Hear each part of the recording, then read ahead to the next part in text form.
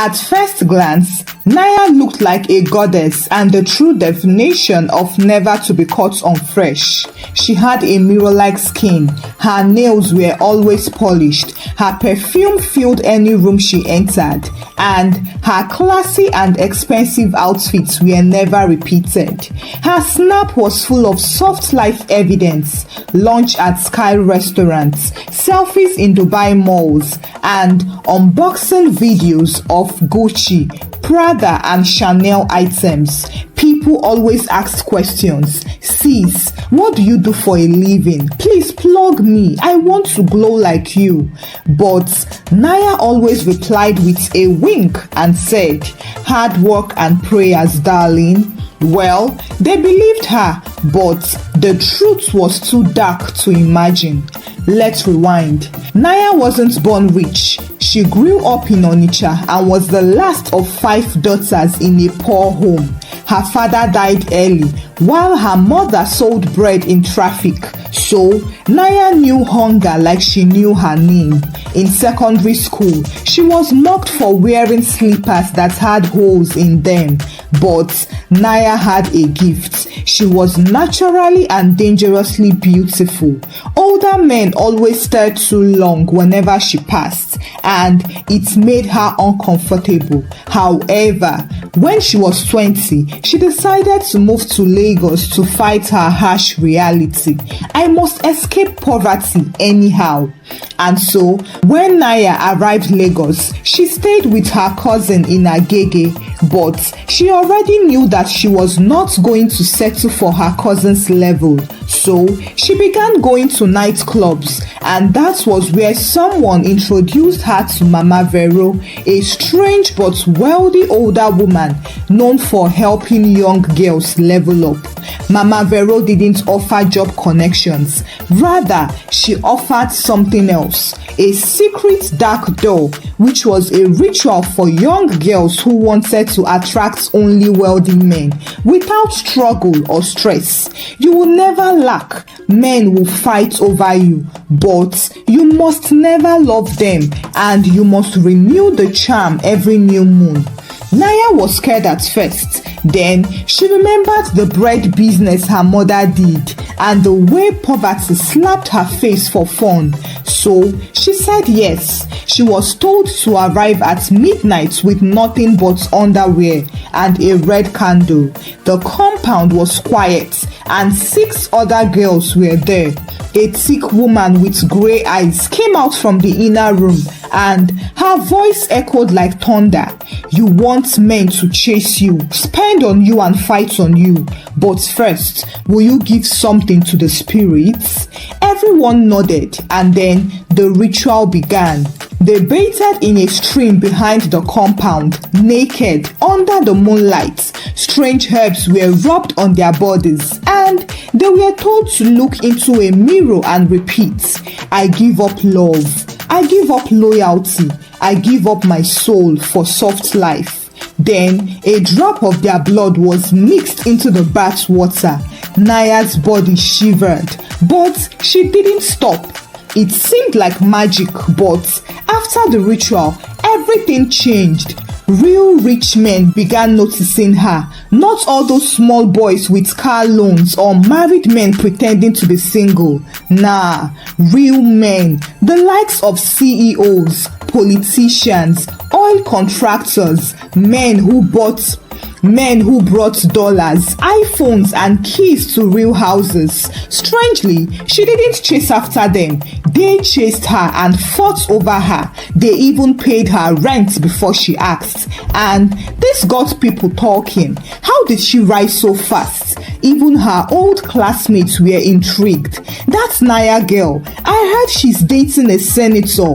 No, it's a prince from Ghana. I saw them in a yacht. However, while the ritual came with a truckload of wealthy men for Naya, it also came with some strict rules. You must not keep boyfriends and you must not sleep with poor men. You must not be loyal to any man or show emotions. And every full moon, you must return to renew the spell. Naya followed the rules diligently and obeyed the high priestess. She didn't love and she didn't even care. She only wanted to win, which she was doing. And for a very long time, she enjoyed her luxury until the day she broke the most important rule. Do not touch any man who carries holy fire. If Naya thought she had seen money before, then she was about to meet the kind of wealth that didn't make noise. She had dated flashy men who popped bottles. She had slept in penthouses with swimming pools. She had driven cars with her name on the papers. But this one was different. Mr. Folari, her new haunt, was different. He wasn't young and he wasn't even her type, but he was powerful.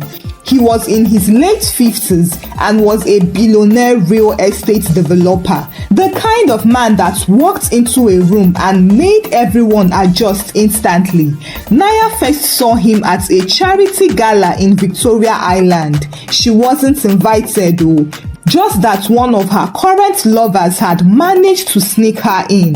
Mr. Folari sat quietly at a VIP table wearing a black agbada with silver embroidery, and the moment Naya's eyes locked on him, something pulled her in. She asked her date, "Who is that man?" She replied fearfully, "Oh, that is the lion himself. He owns half of Lekki."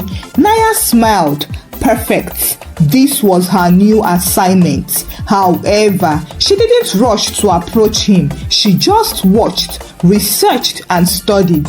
She soon found out that Mr. Folari's wife had suffered a stroke. He was still married but emotionally unavailable. He had 3 adult children and rarely smiled. He didn't entertain nonsense and was not the kind of man she could flirt into her trap.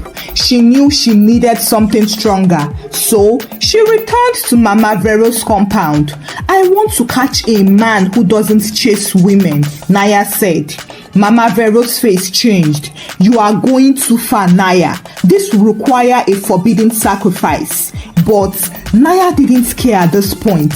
"Tell me what to do." And so she told her about the Mirror of Command, which was a dark ritual used only once in 10 years. It required a drop of blood from the target, his full name and birthday written in banana leaf, and a vow made at midnight in complete silence. You mustn't cry, even if you see things. Naya was warned. She accepted and went off to work immediately. Naya got Mr. Folari's detail from a friend in government and paid a hospital cleaner to collect his blood sample from his wife's private nurse. At midnight, she stood naked in front of a black mirror with the items in hand. She cut her palm, placed her blood on the banana leaf and whispered, "Bind his soul to my face. Let my presence command his spirit. Let him love me blindly and burn for me alone." The candle went off on its own. The mirror cracked, but Naya didn't stop until she completed the ritual. The next week, Mr. Folari's driver approached her at a lounge. Oga said he wants to know your name. And then 2 days later, Naya was seated across from Mr. Folari at his Ikoyi mansion. He barely ate. He just stared at her. "You remind me of something I lost," he said. And from that day, things moved fast. He gave her a black Lexus Jeep, set her up in a serviced apartment in Banana Island, sent 15 million naira to her account, and also took her to Ghana for a 2-day trip just to hear her laugh. Naya felt powerful and unstoppable at this point, but what she didn't know was that she had crossed the line of no return. One night, she woke up to find water running from the tap, even though she hadn't touched it. And when she walked to her mirror, she saw herself smiling, even though she wasn't. Goosebumps ran down her arms. The next morning, Mr. Folari called her 8 times in 10 minutes. When she finally picked, he was crying. "I don't know what you did to me, but I can't think straight. I feel like I am losing my mind." Naya smiled softly and tried to calm him. "It is love, baby." But inside, her chest was pounding. This wasn't how it normally worked. The men were supposed to be obsessed, yes, but they were never supposed to break down. That night, while she bathed in scented water, she felt someone watching her, but she was alone. Then she heard someone whisper her real name, Ifunanya. She turned sharply, but there was no one there. Then she looked at the mirror again and saw a second face behind hers. She screamed and passed out. After the mirror incident and the whispered name, she stopped sleeping with the lights off. Naya had faced many things in her journey to the top, from hunger to mockery to betrayal and even the haunting rituals. But she had never faced anything that made her fear like this, the kind of fear that crawled under your skin and refused to come out, the kind of fear that made silence feel like someone was screaming. On the other hand, Mr. Folari was no longer the composed, soft-spoken billionaire. He began cancelling business meetings. He even fired his most trusted manager over a small mistake, and he started drinking, a man who had never touched alcohol before. Worst of all, he began calling Naya more than 40 times in a day just to hear her breathe. One night, he showed up at her house at 1:10 a.m. with red eyes. He was breathing hard. "Do you love me?" he asked. Naya was shocked. "Of course, baby." "Say it again. Swear it. Say you won't leave me." Naya smiled awkwardly and nodded, but deep down she was shaking. This was no longer sweet obsession. This was spiritual madness. She returned to Mama Vero's compound that same night, barefoot and shaking. "Mama, something is following me. I feel it. I see things I shouldn't see." Mama Vero didn't speak immediately, and then after some minutes, she looked into Naya's eyes and asked, "Did you sleep with him before the 3rd moon?" Naya froze. "Yes." Mama Vero sighed deeply. "You broke the seal. You just didn't tie his soul to yours. You cracked it open. Unfortunately, he is the wrong victim. You shouldn't have touched him. And now there is a conflict because the spirits want what belongs to them." Naya was scared. "Mama, what do I do now?" But Mama Vero shook her head and said, "You were warned. Now you have to face the consequences of your actions." 2 days later, Naya's security guard walked in nervously. "Madam, one young lady came. She said, 'Make I give you this Bible.'" "Bible?" Naya scoffed. "What kind of prank is this?" He handed her the small Bible with a note inside that read, "You called something you can't control. Return what is not yours or watch everything around you burn. Lola." Naya's fingers trembled. Lola. She remembered the name from Google. Laura Folari, Mr. Folari's 26-year-old daughter, who was the founder of a youth prayer ministry and known for praying violently. People said she once walked into a hospital and 3 possessed people started shouting before she even started praying. Naya started sweating. Is she coming for me? Is she going to liberate her father from my clutch? As expected, the next week was war. Suddenly, Naya's charm seemed to weaken and Mr. Folari stopped sending money. He also didn't answer her calls anymore. As for Naya, her body started itching at night, no matter the cream she used. A black mark appeared around her left ankle and refused to wash off. Then, one morning, she walked into her kitchen and found a white dove dead on her gas cooker. None of the windows were open and there was no blood anywhere, just feathers. Out of panic, Naya ran again to Mama Vero's compound, but this time the gate was locked. Mama Vero stepped out and spoke from behind the iron bars. "You disobeyed the rule of the covenant." Naya pleaded, "I didn't know." "Ignorance is not innocence. Please, Mama, help me fix this." But Mama Vero looked at Naya coldly. "You didn't come to us with a heart of respect. You came with greed. We opened the gate for you and you brought in pests. Now, close it yourself." Naya frowned. "What does that even mean?" Mama Vero slowly said, "You brought fire into a temple of dust. Now, the fire will purify you." And with that, she walked away. The very next day, something tragic happened. Mr. Folklore collapsed during a board meeting and he was rushed to the hospital. His staff said he kept repeating the words, "She's in my head, she's everywhere, I can't breathe." Meanwhile, Naya sat alone in her living room shaking. Her candles melted on their own and her mirrors were now covered with clothes to prevent her from seeing strange things. She knew it was now harvest time and her perfect life was about to dissolve. She had been the baddie with over 300 followers on Instagram who wore human hair wigs that cost more than some people's house rent and had friends who called her Boss Madam, Soft Queen, and our very own billionaire babe. She was the girl people wanted to copy and the one who gave coded advice like move in silence and let the Range Rover speak. But now, even the Range Rover wasn't starting.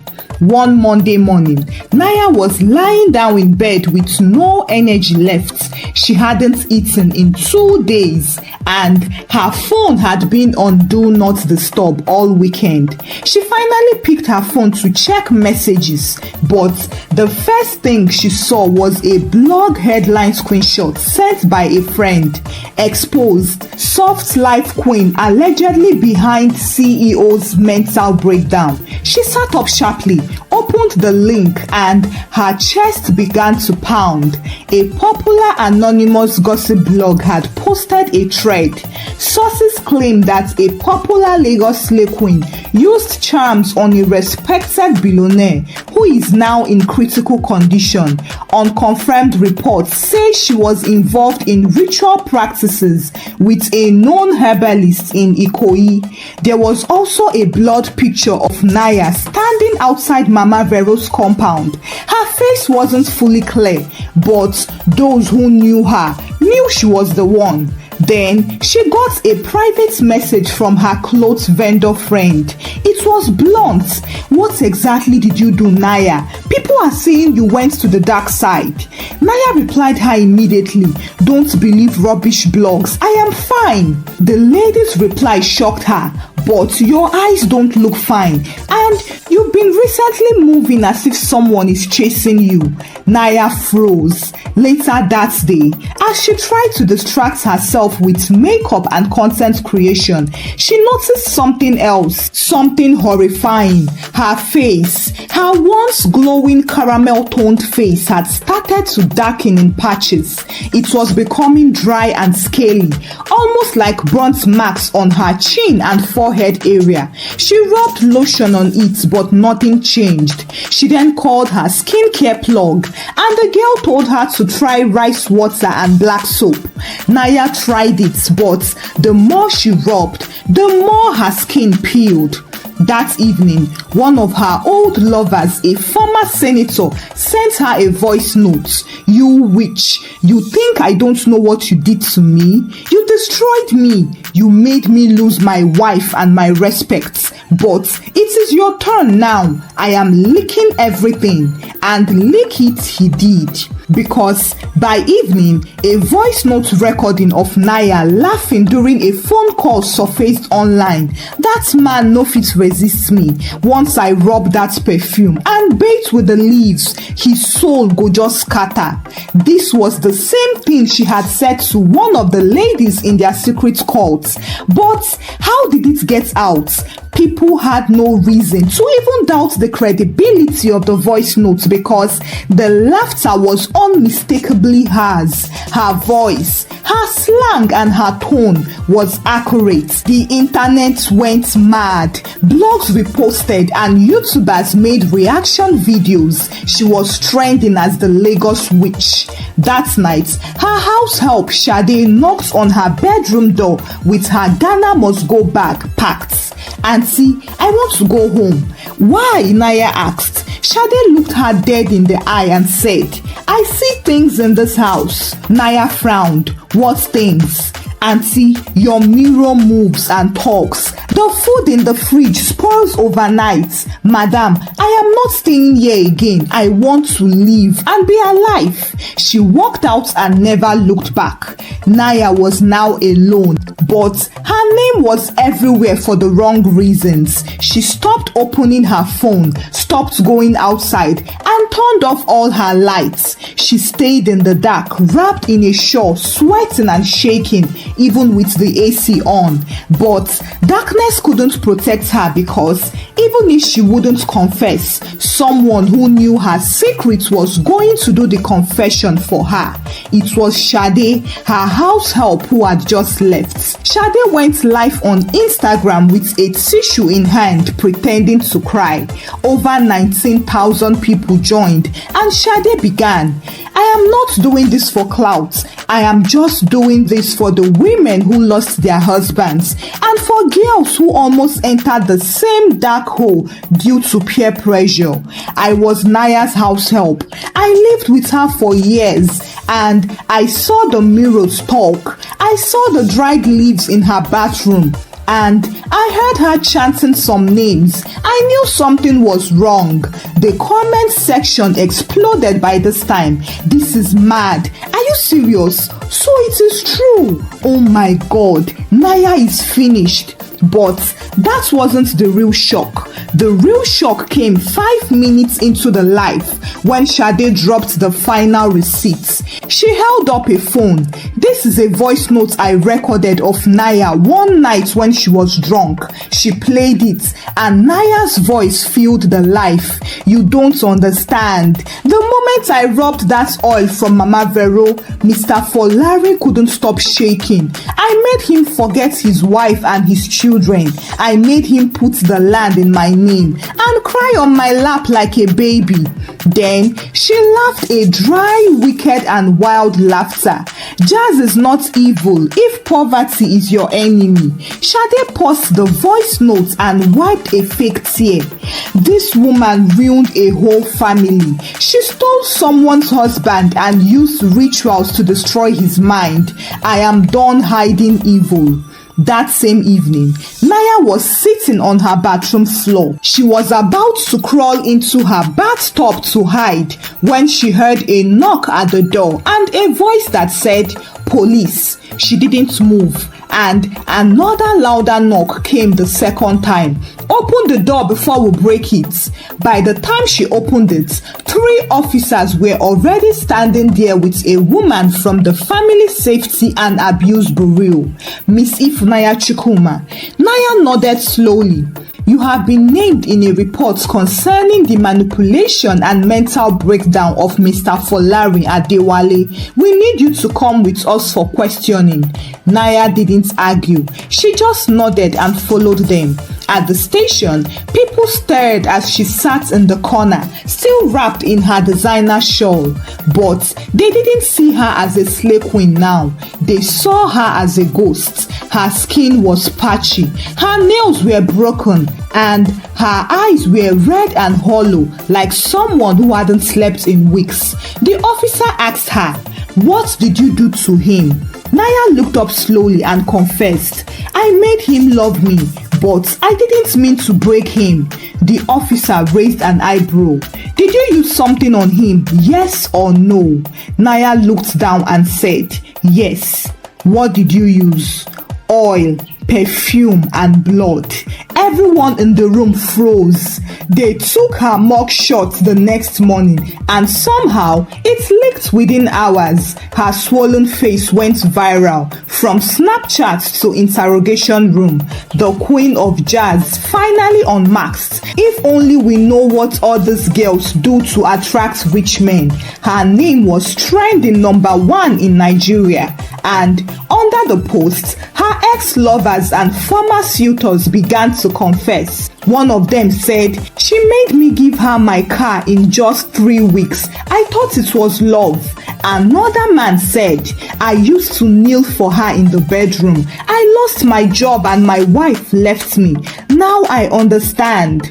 Naya was released on bail 2 days later, but nobody came to pick her up. She had no one now, not even the sugar uncles who once wired her millions of naira. She took a keke back to her house, and immediately she entered, she fell on her knees and wept like a child. But it was too late. Her once beautiful apartment in Banana Island now felt like a silent cage, and that night the silence spoke louder than ever. It was past 12 in the midnight, and Naya hadn't slept. She sat on the floor whispering to herself.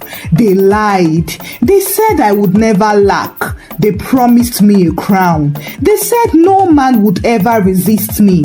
Just then, she heard a knock, not at the door, but on the mirror. Naya froze. The mirror knocked again, 3 times, and then a voice whispered, Ifunaya, now your debt is due. She screamed and threw a pillow at the mirror, and the mirror shattered completely this time. But the voice didn't stop. It moved into her head like smoke and thunder.